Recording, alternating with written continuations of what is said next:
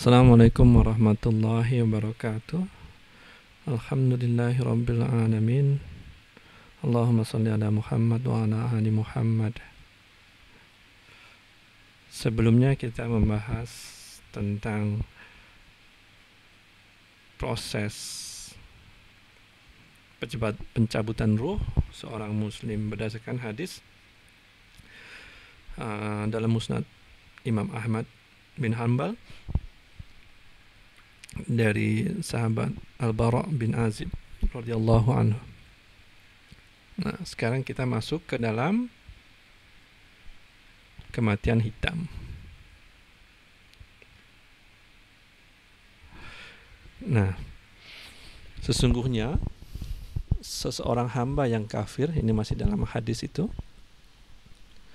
jika menjelang berakhirnya kehidupan di dunia dan menuju akhirat, turunlah para malaikat dari langit yang berwajah buruk. Sebelumnya seorang muslim wajahnya handsome, putih berseri. Delegasi ini bagaikan menyambut seorang VIP. Nah, disinilah dimulai proses ketika kita menjadi musuh Allah.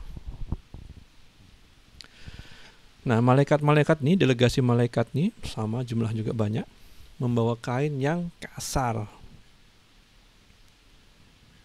Malaikat nih duduk di sekitarnya sejauh mata memandang. Jadi bayangkan orang malaikat satu stadion sepak bola datang. Nah, kemudian datanglah malaikat maut. Tung. Nah, dan duduk di atas kepalanya. Dia berkata, "Wahai jiwa yang buruk, keluarlah menuju kemurkaan Allah." Salah. Irama saya salah. Harusnya begini. Hei jiwa yang buruk, keluarlah menuju kemurkaan Allah. Nah, itu baru benar. Dibentak-bentak. Bukan VIP. Penjahat ceritanya. Nah, malaikat ruh ini nggak mau keluar dari jasadnya. Kayak dia berpegangan gitu.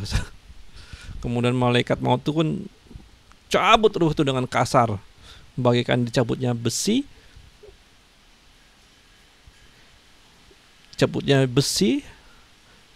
yang bergeri, yang ada runcing-runcingnya itu dari bulu domba yang basah. Besi yang ada duri-duri seperti itu dari bulu domba yang basah. Shrek gitu. Bayangkan, ruh nggak mau keluar, dia bengik bertahan di dalam jasad. Kemudian dipaksa ditarik, nggak mau juga, tarik. Tapi seberapa besar kekuatan manusia dibanding malaikat? Kemudian ruh itu diletakkan pada kain kasar itu. Jadi kafannya itu kain kasar. Baunya busuk bagaikan bangkai terburuk yang pernah ditemukan di muka bumi. Bandingkan dengan sebelumnya, malaikat yang menjemput muslim warnanya putih, sedangkan ini hitam. Kemudian ruh ini nggak mau keluar karena dia berhadapan dengan kemurkaan Allah. Sedangkan ruh muslim diceritakan cerita-cerita yang membuat dia tentram. Nah,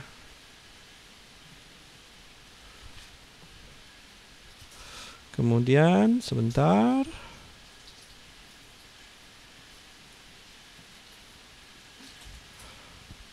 Ruh ini kalau seorang muslim dia ikhlas bagaikan air yang keluar dari jug.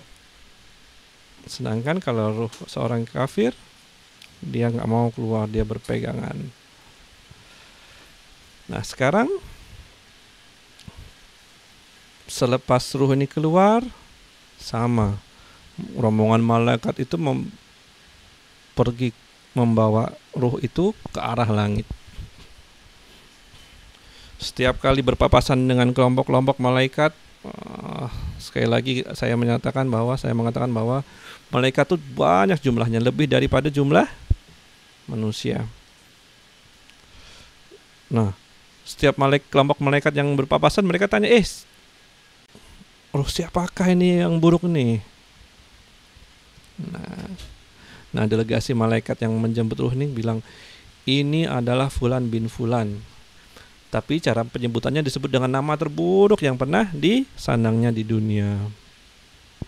Terus sampai di langit dunia, langit pertama. Jadi sudah sampai atmosfer, sudah sampai bulan, sudah sampai matahari, sudah sampai di Andromeda, sampai di pintu langit dunia. Nah, delegasi malaikat ini minta dibukakan pintu langit kepada malaikat penjaga langit ini.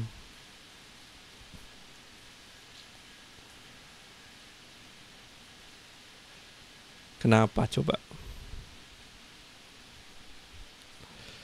Karena Allah sudah berfirman dalam surat Al-A'raf ayat 40, tidaklah dibukakan untuk mereka pintu-pintu langit. Tadi kita ngomongin tentang pintu langit yang pertama. Dan mereka tidak akan masuk surga hingga unta masuk ke lubang jarum. Unta bisa masuk ke lubang jarum nggak? Jadi ini merupakan hinaan Allah, penghinaan Allah kepada ruh orang kafir. Nggak mungkin mereka masuk surga, nggak mungkin mereka itu melewati pintu langit. Nah, ketika dalam kondisi diam, tidak tahu mau kemana, di pintu langit pertama, terdengarlah suara berfirman Allah, tuliskan namanya di Sijjin, di kitab Sijjin, di lapisan bumi paling bawah. Kemudian dari ketinggian itu ruhnya dilempar begitu saja ke bawah. Kemudian Rasulullah SAW membaca dalam firman Allah dalam surat Al-Hajj ayat 31, dan barang siapa berbuat syirik kepada Allah, seakan-akan ia terjatuh dari langit kemudian disambar oleh burung atau terbang tertiup angin ke tempat yang jauh. Ruh ini jatuh dari atas.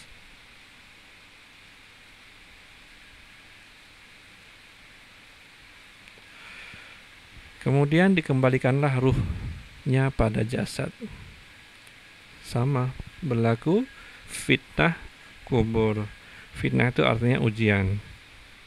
Datanglah dua malaikat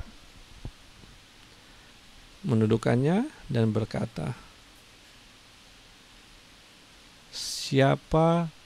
pertanyaan yang sama, siapa Robmu? Orang itu berkata, aduh, aku nggak tahu.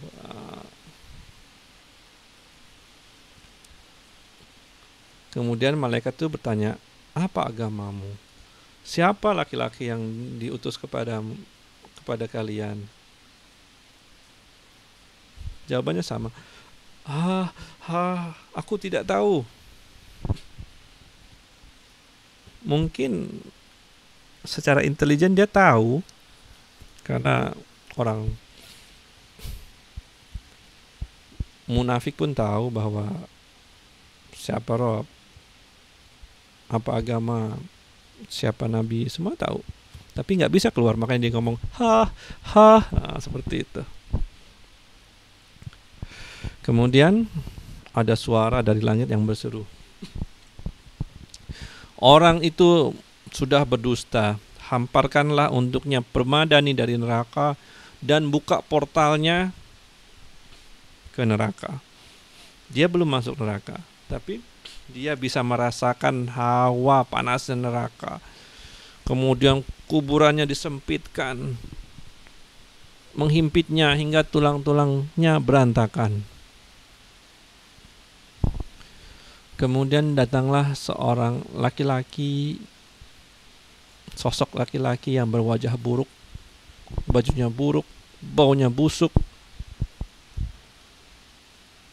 Kemudian dia berkata, inilah tempat.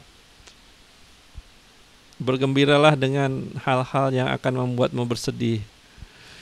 Ini adalah hari yang sebelumnya telah dijanjikan untukmu. Nah, ruh itu berkata, kamu siapa? Aku adalah amalanmu yang buruk.